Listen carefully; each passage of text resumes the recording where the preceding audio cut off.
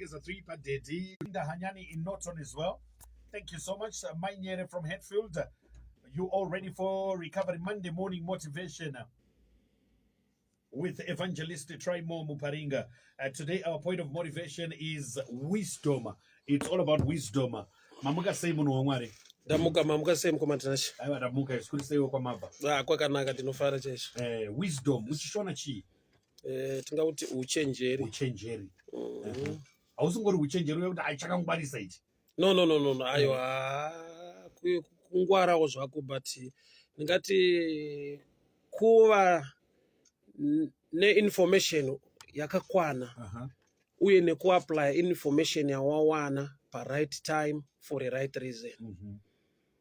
Kungava kutaura munhu ane wisdom anotaura zvinhu zvaanofanira kunge achitaura panguva yaanozvitaura kuvanhu akakodzera kuudzwa izvozvo achiziva zvikonzero zvinozobuda tingati ma-consequences kuti ni chakanaka but wachitaura to the wrong people pa-wrong time saka achiite zvakanaka. Saka wisdom inokavha kutaura, kurarama, maitiro, action yako, oza kune ma-gestures ekuti ukaaita pa-right place vanhu vanokuti mufesi but ukanoitira kuchechi tumwe tumastanza hazvibude zvakanaka. Saka wisdom iri kuaction, iri kuma-words, iri mukurarama, mukugarisana, ma-relationship inoapplyika everywhere.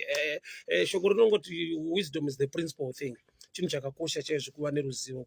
Saka danger iripo paissue yewisdom ndeyekuti vanhu tiri kurarama munguva yeinformation yakawanda but imwe yacho iri half truth, imwe yacho isiri correct, ende inenge ine mafacts ayo anoibheka but chisiri chokwadi. So we are living dangerous times ekuti vanhu vaapply andiri kuti wrong wisdom yabhekwa ne-wrong information. Half truth yakafanana nekudai. Kare munhu aigona kunzi darura mwana panhinga apo, mwana uyu ane hunhu kana kuti anoshanda nesimba. Yet mumarriage mumba hamuna nyaya yekunzi ane hunhu anoshanda nesimba, mune kudanana chaiko love. Saka munhu anonge achishanda nesimba kana achitoenda kubasa chibhebi chako chinoenda kubasa ndakutochitora but mumba hakusi kubasa relationship. Saka unozoona kuti munhu anogona kudirwa kana kutamba bhora but mumba hamuna ground, kumarriage hakuna ground. Saka uchaona kuti information yakashandwa nayo nevanhu vakapinda masituations unoshamisika kuti but these people mari yacho vanayo but vari kutadza kutogarisana. Pane pekuti mari inoiswa paside vanotodanana. So there are times ekuti takashanda neinformation inova half truth. Saka hatina kuapply wisdom nokuti kuapply wisdom kuva ne-complete truth pamusoro pechinhu. And wozowa kuti zvinoitwa nguva zvikonzero zvacho ndezvei. Indakakura ndichinzwa kuti munhu afanira kushanda nesimba but ndakazodiscover kumwe kwainzi kushanda nesimba kungoshandisa simba. Nokuti kunonzi kushanda nesimba i-mental power, kushanda nesimba. Zvononzi kuti kuchikoro munhu aidzidza nesimba hauna power raunoisa but power riri mumind. Rinoziva kuti I'm here for schooling, ndiri pano unofanira kuva nediscipline nekuachiva zvinhu. Saka uchaona kuti vanhu vazhinji mulife vakatadza kuachiva vanhu vakashandisa simba vasina kushanda nesimba. Why? Because havana kushandisa the mental power, vaingosweta. Because life iri so tricky pakuti unotambira maringe raunoshanda kwete mashandiro. Unogona kushanda zvine swete yakawanda wotambira zvishoma ende kumashops haubhadhari mashandiro, unobhadhara yawakatambira pawakashanda. So you know you can work hard and still die poor. Why? Because uri kushandisa simba kwete kushanda nesimba. So wisdom unocalculate a lot of things usati waita the right action. So hava nekuti munhu anogara uchitungwiza unzoti doro rakachipa kuwadzana obva atoenda but pamwe difference ndeye $3. Calculator time, distance, nemari wachashandisa kuenda ikoko uchazoona kuti harina kuchipa, rakachipira vekuwadzana. Saka kana vachiti doro rakachipa kuwadzana vari kudza nekuwadzana. Ukazvinzwa uri kuchitungizwa kwangorova rwendo uchazoona kuti uri balance. Waita loss, saka kuchipa kwacho hakuzobudi. Saka wisdom inoda kuti munhu ave nefull information. Kana rakachipa kuwadzana ndamboenda nei, risk yekutravela maaccident and everything unozviconsider. Saka uchaona kuti vanhu vazhinji right now vari kuchema marentals mutauna, vanhu vari kuita zvemabhotiki handiri kuti havasi successful but munhu akangonzwa kuti hembe dzine mari ende kutora hembe kutanzania but ari kukudza izvozvo haana kukudza macost maybe ejuti, haana kukudza nyaya dzebhodha, haana kukudza nyaya a lot of things re involved pakati. Vanongojamba vanongoti hembe dzine mari, then wauya catchment area yako yetype hembe dzauri kutengesa baba kune hembe dzekudowntown kuti ukadzitakura kuna face unofunga kuti vanhu adi hembe but inyaya yekuti research kana isiri complete unopinda mubusiness which is a good thing but nekuti une half truth hawashayiwa wisdom. Wisdom ndeyekuti chiziva zvese zvinodiwa pachinhu ichocho ozoona kuti pane profit here. Kumushawo kwairoyiwa munhu ane chigayo but ndakadiscover kuti magetsi aunoshandisa pachigayo, chigayo bhagedhi $1 kugera munhu musoro maybe $2, magetsi ekushandisa pakugera nechigayo wekugera anoita mari udarike wechigayo, but uye ane makosta akawanda emagetsi because isimbi dzedzi. But unoisaona kuti munhu anenge achingoti ane chigayo, but outcome zviri kunyanya kubuda zvii. Saka munhu ane wisdom anocalculata kuti izvi zvinoda magetsi akawanda, zvinoda mashoma, zvine mari yacho. Saka wisdom unotanga waanalyza chinhu usati wapinda muaction, because kazhinji kacho vanhu vazhinji vanongoda kuti dai ndaitawo zvakati, iwe wacho zvakakunakira here? Ndizvo ere zvaunofanira kunge uchiita? Are you wired to do it? Nokuti pamwe pacho tinopinda muzvinhu zvekuti avari talented to do, isu we are fighting hard kuti tizviite. Saka chinhu chausina grace or gift or deeper understanding yekuchiita, get wisdom. Amen. Wisdom inotaura ichiti kuna Muparidzi 3:1 Ecclesiastes, to everything there is a season, there is a time, and a purpose. Saka uchaona kuti ukasaziva purpose iri kuitirwa chinhu, reason iri kuitirwa chinhu, nenguva chinofanira kunge chichiitwa, unoita chinhu ukashayiwa success, but waita chinhu chakanaka chakapa vamwe success, but at a certain time, nokuti time inocreate a value. Time fact inokosha. Ndakanzwa mumwe achiti zvina basa chero zvikazoita kumberi. Statement though really dangerous. It's good kuva nemind yekuti kumberi zvichaita, but kumberi kwacho inenge iri right time here for that thing kana chaita, because value yechinhu yakavigwa mutime. Uri kuda kuva successful ufanira kunge uchivaka alright. Mutaure nyaya yekubereka vana, time frame yekuti uve nevana yakakosha pakudai, nokuti mwana uti even at 70 unooneta mwana as long uchimuchengeta. Kuchengeta mwana one side, kurileta nemwana wako achikura muchionana, bonding father and son inenge isisipo, unenge watosekuru mwana iye. Ende mwana iye unenge wamuuraya because acharerwa nedzimwe hama, wamubereka at 70, maybe une 2 years pamberi, achakura achingona TikTok kana maFacebook, ndiyanga ari mudhara wako. Chawanyima mwana iyeyo kuva neukama nababa, but wabereka because wangwa nemari yacho. Wisdom dzashayika ndezvekuti kubereka kune time frame, akujajiwe mari chete. Mari yacho anayo atoneka mudhoni, hamudhara but aneka mudhoni, aafoda nekuti mari iripo, but adeprive mufana opportunity yekurelata nababa. So tine vanhu mulife wekuti wisdom vari kuita zvinhu because vamwe vari kuzviita mari dzacho dziripo, but unonyatsona kuti apa wisdom hapana.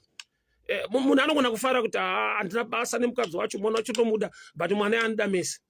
Saka uchaona kuti there are times ekuti ndizvo zvatinoita overlook nekuda kwekungoti musociety ndo zvakatambirika, ndo chigai, ndokudii, but with wisdom ukazviunderstand uchaona kuti apa ndiri kukanya, apa ndiri kupotsa. Saka nhamo yatinayo ndeyekuti time haiswe muvalue, haikosheswe kazhinji. Kana munhu asina wisdom haatarise time. Time fact anoti chero zvaita pazvinoitira ipapo ndo life baba, zvinogona zvisiri kuita nhasi but zvikaita mangwana. But uchitarisa medical ukapiwa mapiritsi chaiwo unonzi aya unonwa 2 kuseni, 2 masikati, 2 manheru. Even ukarwara zviri too serious haumbofoswa kuti chingorwa 6 kuseni baba mugari makavhira. No, time pachayo ine healing effect. Body rako unopedzisira wakufa neoverdose paright treatment. Chinonzi overdose itori problem, but yagadzirwa nechinhu chiri correct, chaitwa nenguva diki, chaifanira kutora a time frame.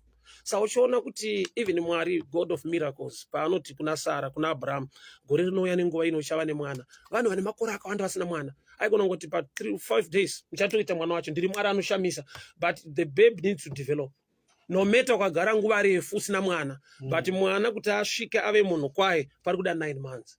Ndimwari weminana, but anokoshesa of time. So to everything there is a time, a season, and a purpose. Saka zhinji kana munhu asina wisdom, time haisi nyaya.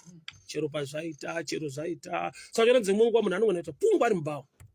Purpose ndeye kunotandara, but kana wakutodeprive family yako time yekuti uione nekuti uda kunotandara, but kutandara kwacho uri kuextenda time dzekuti extend yekuti unyatsoona kuti urombe hwako hausi pakuti haushande nesimba, haushayiwe mari, but utadza kugadzirisa time dzako, kubalansisa pamameters elife. So munhu ane wisdom anoconsider time. Time yakakosha kusvika palevel yekuti kuti Bible chairo rinopupurira Satani kuti wakaipa unoziva kuti nguva yake ishoma. So munhu anoziva kuti time ishoma anoita zvinhu with much power, achitoziva kuti kumberi uko hazvibude, kumberi uko hazviiti. Saka munhu ane wisdom anokoshesa time. Why? Nekuda kwokuti kune zvekuti ndikapotsa kuzviita in my time. Phase yelife inodai, unoita mwana mudiki, unoita jaya kana kuti mhandara kana kuti musikana, ozoita gogo kana kuti amai. Mastages iwayo ane zvinhu zvakakosha zvirimo zvekuti ukamisa chimwe chinhu mutime yaune simba rekushanda oregera ozoda kushanda wachembera to be hard, because your body will fight you, not your enemies. Your body strength apasina. And maybe government inenge yati 70 munhu akuritaya, iwewe wakaomerwa zvekuti uri pa 69 wakupedzisira wakudzora makore kumashure, but body rako haridzoreki.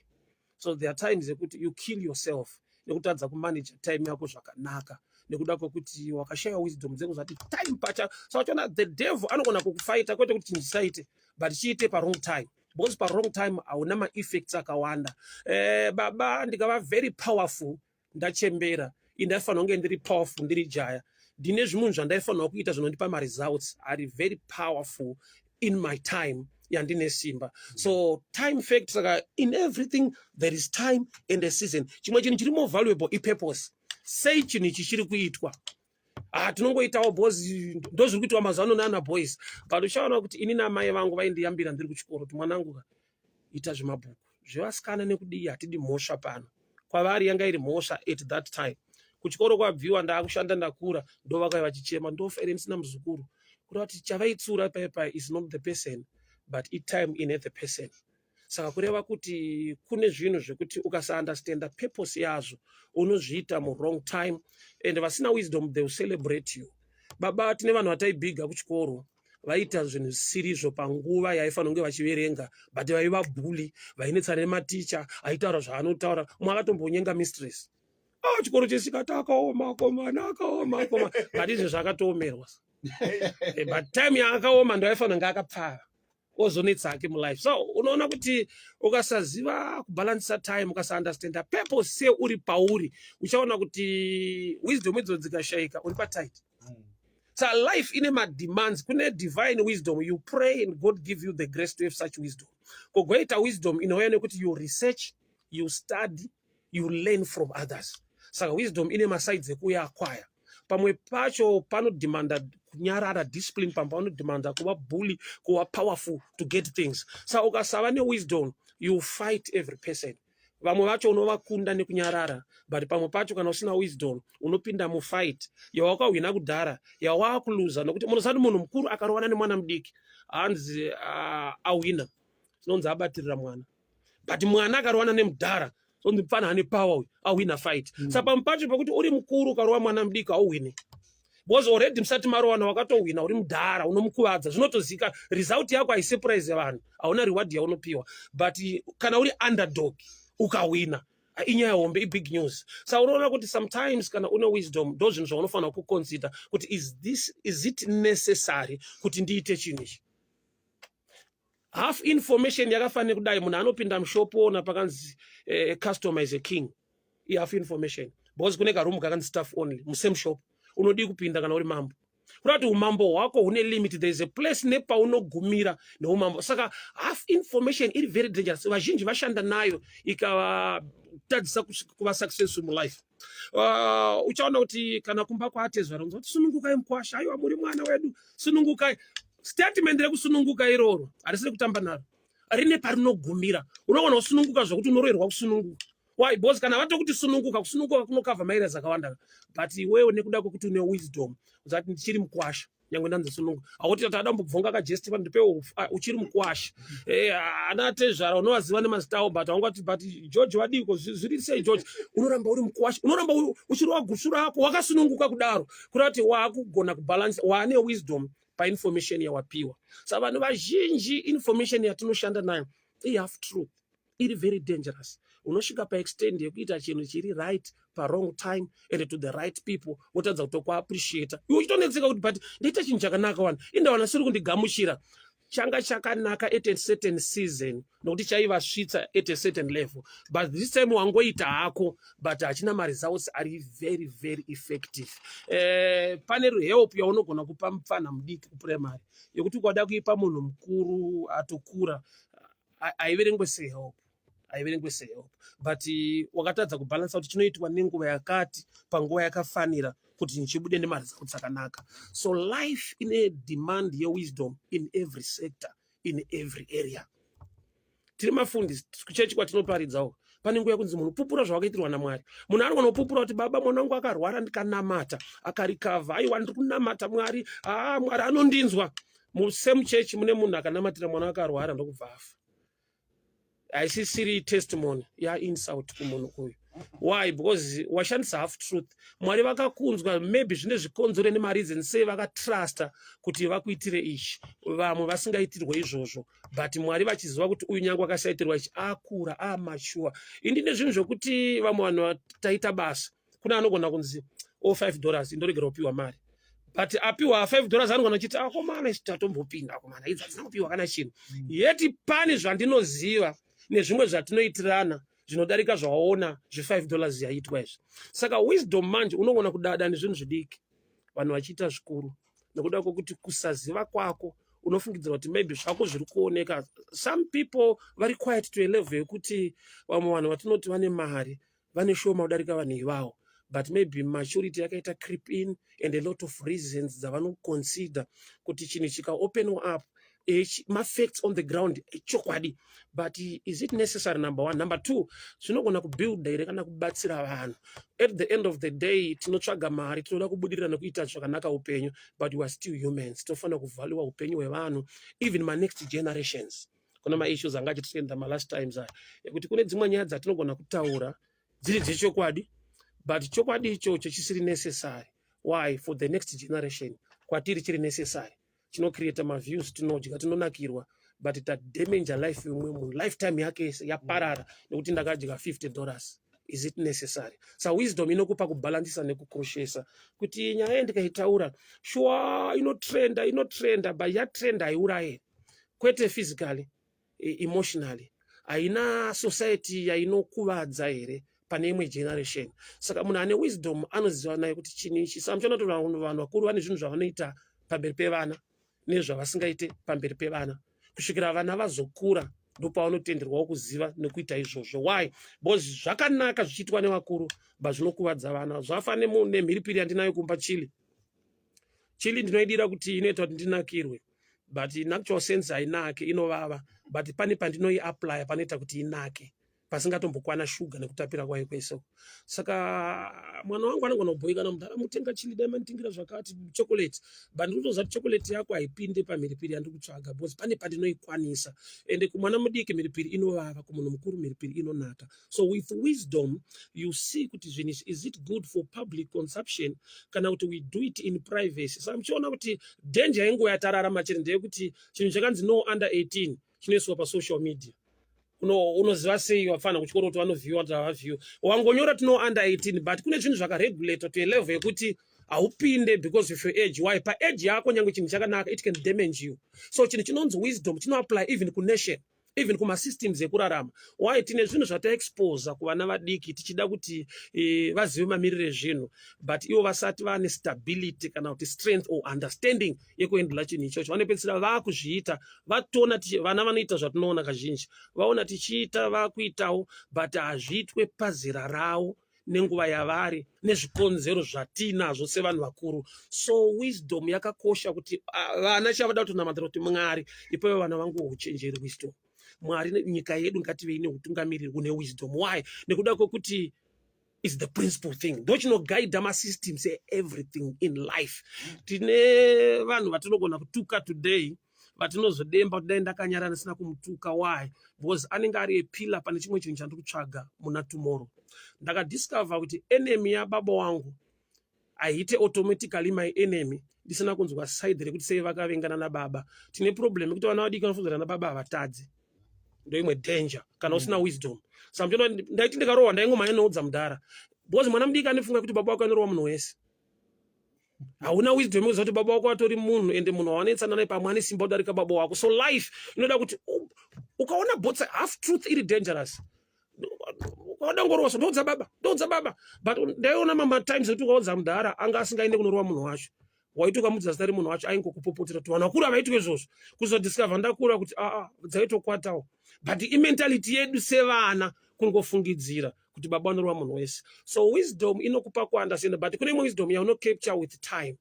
Ini pandakakura mukukura kwangu ndaigara namukoma paiti pakauya mai guru ndaitumwa, saka ndaitifungidzira kuti kutumwa, kuzosvika ndakura ndaiona ndaidzingwa.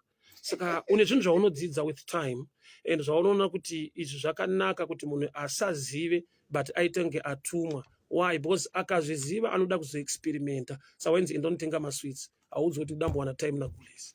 chinhu chavo chadiscover wakurawo wana gulezi wako padeni. So life inoda kubala half truth, that half truth is the enemy kuwisdom, because information yawashanda nayo ndo basis rewisdom yaunodevelopa. Information yawashanda nayo, ruzivo rwawawana ndo basis yewisdom dzaunodevelopa. Saka mulife munhu akashayiwa wisdom anoita maera ekuti mamwe acho anoita person kumagenerations. Unopedzisira wane nhamo yakaita yawakainherita kubva kudzinza kurudzi kunana mudhara kunana sekuru. Why? Nokuti pese pauringoita wrong decision hausi kuzviitira. If you are a parent, if you are an elder, uri kuitira maybe nyika, uri kuitira hama dzako, uri kuitira chechi yako, uri kuitira community yako. Saka wisdom inokosha kusvika palevel yekuti in my time Mwari ngaandipe nyasha ndive neuchenjeri ndiite zvinhu zvinofanira kunge zvichiitwa, because I can create enemies today dzinova ma-enemies kuvana vangu tomorrow, yet those people were supposed to be my helpers evana vangu muna tomorrow wacho. So wisdom inokupa to think mind in a generation in you.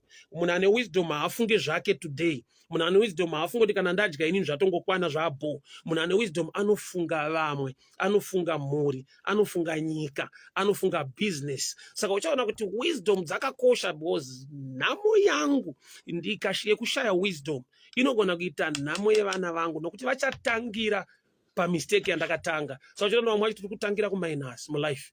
Mamwe wedu vanotangira pakanaka, vamwe kutangira kuminus kwaminus chaiko. Why? Because kune mudhara akangofungidzira kuti ini ndikangonwa chete ndikanakirwa life bo, handiite mishamiri. Mamwe madhara ngane mastatement waya kudhara. Mastenzi ari pasi zvisina kutombooma zvekuti vanhu vavharwa kukanzuru kudii. Uchingonzi ukashanda pakambani iri kupa mastand up, umwe akasumuka akati handiite mishamiri. Akakuudza kuti unoumusha ndiani. Imentality yavanga vainayo, wozoona kuti munhu akaona opportunity akati atishe misha miviri. Mafungiro avo panguva yacho yakava in era yekuti vana vari kutangira pa wrong side, kuminus kwaminus, nekuda kwekuti kuna akashayiwa kuapply wisdom.